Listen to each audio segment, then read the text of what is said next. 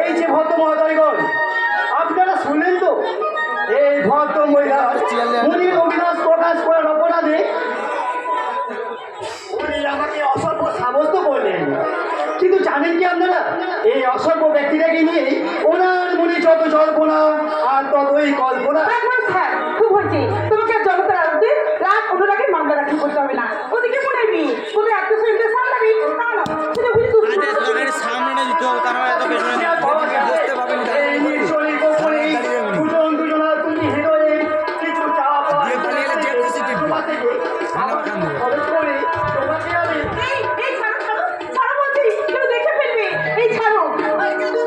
মেনাকে ডেকে নিয়ে আসছিল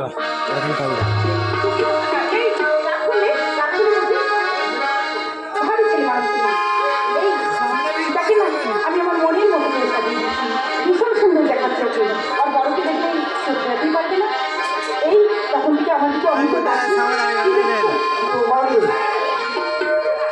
আমাকে তাই তোমার কাজল কালো চোখের মাঝে ফুটে উঠেছে অনাবিল খুশির ছায়া।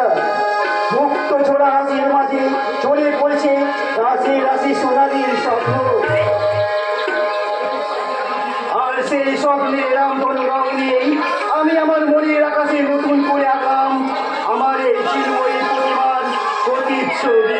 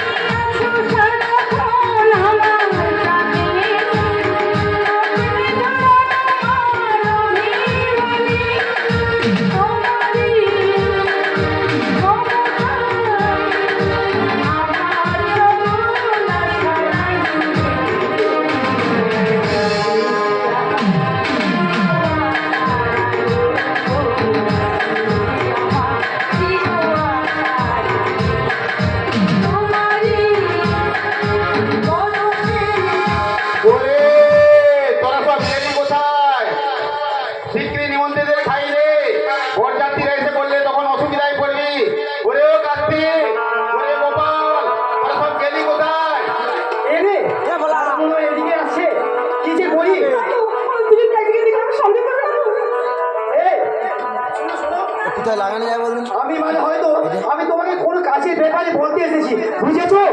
লড়ে যাবে, ফোনটা পড়ে যাবে। বেশ ভালো করে সাজিয়ে দেবে, চন্দনের ফোঁটা দিয়ে বেশ ভালো করে ইয়ে করে দেবে।